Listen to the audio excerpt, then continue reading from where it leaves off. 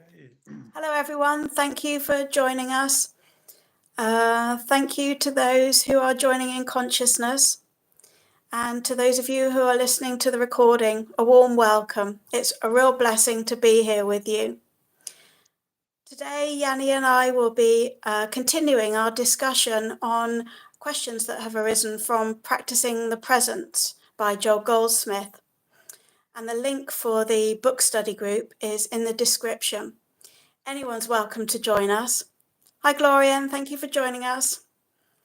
Anyone's welcome to join us for the book study group. You don't have to have the book. You don't need to know anything about the Infinite Way teachings or Joel Goldsmith.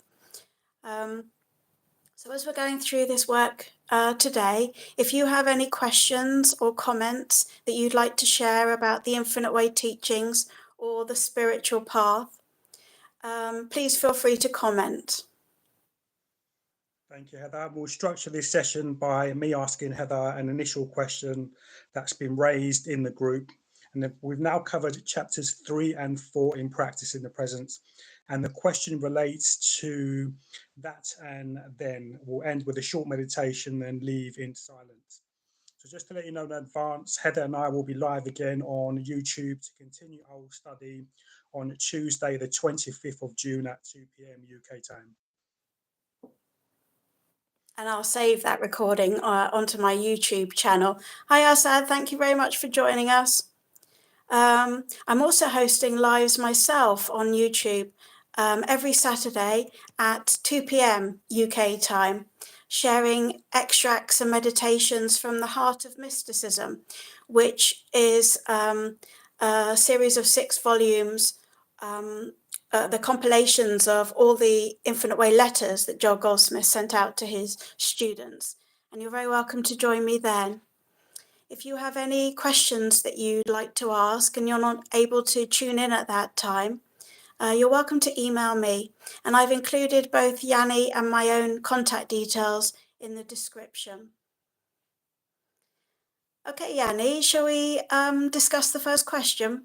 Yes, okay. The first question is, there is only one power and God is that power. If that's the case, did God create illness? Okay, did God create illness? Well, the short answer to that is God did not create illness. God did not create any discord. That would be an impossibility. If God were to create something that could harm itself, that would mean that life could annihilate itself, and then there'd be no existence. It would also mean that God is not one, that we could experience something other than our own consciousness. And again, that's an impossibility. We only ever experience our own self, and that self is the totality of power. It's the only presence, it's the only intelligence that we ever experience. So that's the I within ourselves. Yeah. But to answer this question in more depth, Yanni, yes, it does appear that there are powers of good and evil to the human senses. Yes, it does appear that we experience sickness, ill health, things that can harm us. But I think it's important to go back to the fundamental principles in the Infinite Way to discern exactly what's really here and what isn't. We discussed last time how Joel suggests ways to become aware of our invisible self, our own consciousness, the mind that we are. And by doing that, we come to see that only that invisible life force actually exists. Okay. Everything that we perceive through the senses is a mental image. It's thought and has absolutely no truth or intelligence in it. And as I say that, what comes to mind is a quote from Mary Baker Eddy from Science and Health. And she says, "There is no life, truth, substance, or intelligence in matter. All is mind and its manifestation. Spirit is immortal truth. Matter is mortal error." The spirit is all there is here ever. That's all you're ever experiencing, appearing as a patterner of thoughts and beliefs, seemingly separate and external to yourself, just like the images in a dream. But in truth, they have no power whatsoever. Consciousness isn't aware of our problems. Consciousness isn't aware of our illnesses, because in absolute reality, they don't actually exist. I've mentioned in another live show, sorry, were you going to say something, Yanni? Yeah, it's probably the memories replaying in the subconscious mind. It's how we react. Is the reactions that we react to from what comes up in the memory, in the mind. Yeah, that's very true. Yeah. And Glorian's left us a comment, the omnipresent, infinite, invisible, I am present. Yeah, that's all that's ever here. That's all that's ever here. And when you do those practices that we mentioned last time that Joel suggests, you come to see that that's the only reality, the only thing that we're ever experiencing. I've mentioned in another live stream that someone asked me, but what if I'm experiencing extreme pain? It seems very real. It seems to have power. How do I experience perfect peace then? And I suggested that the person become fully present in awareness of their own inner self, their own omnipresence, as Glorian has just said. And by doing that, the human mind becomes a vacuum, and the light of their soul, their inner light, is able to radiate through that space of inner stillness. And that's what produces harmony in our experience. When you're fully present, you come to see that in reality, there is no pain. In absolute reality, it just dissolves when you're fully present. And Eckhart Tolle talks about this in his book, The Power of Now, when he discusses what he calls the pain body. Feeling in the moment. It's just letting go of what is going on in the moment, and just as you say, just being still and just observing. If you're feeling whatever you're feeling, but just let go without having that attachment. Exactly, just being the observer. Yeah.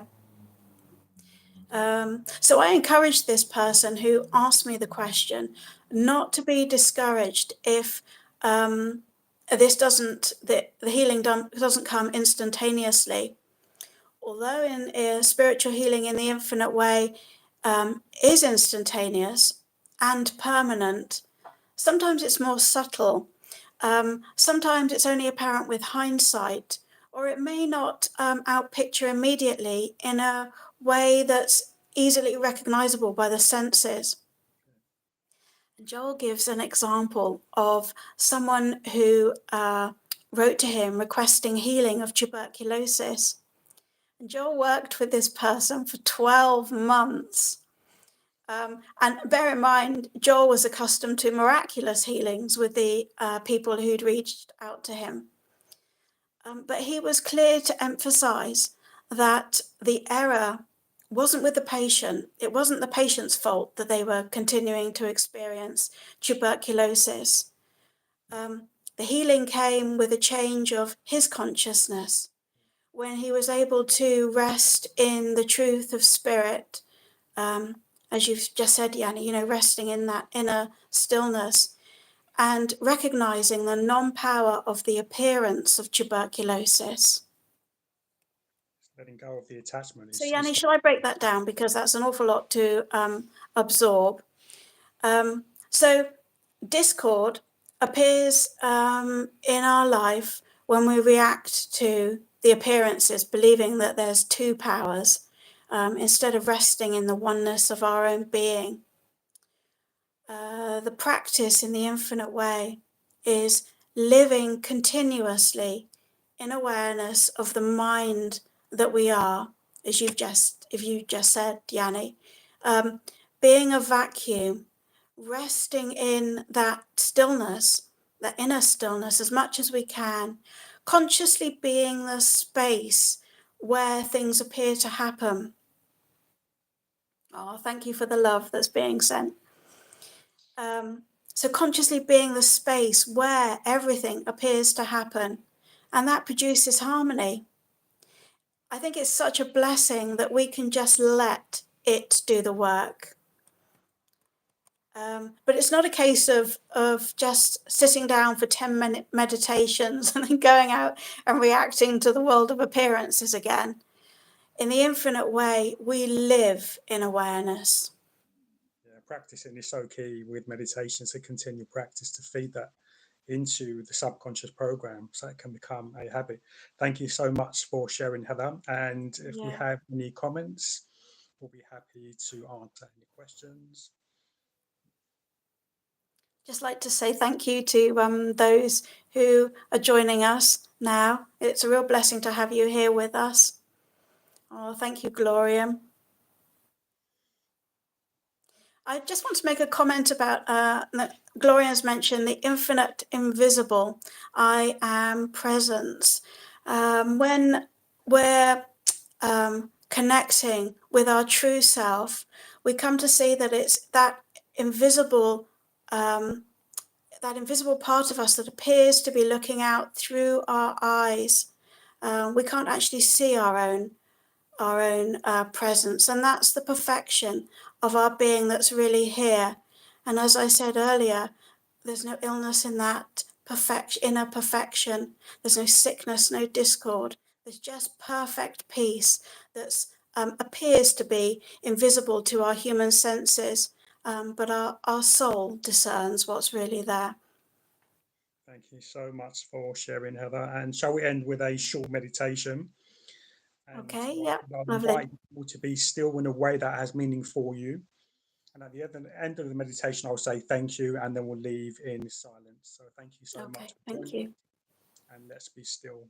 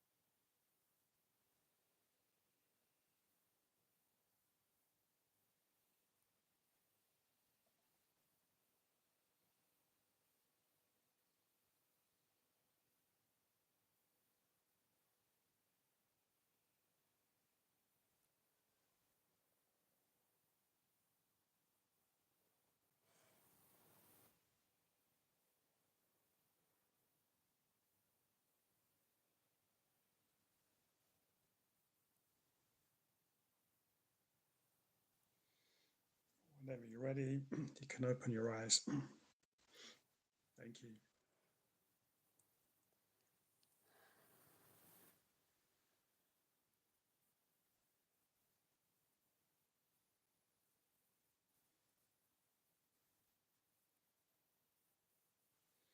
Thank you.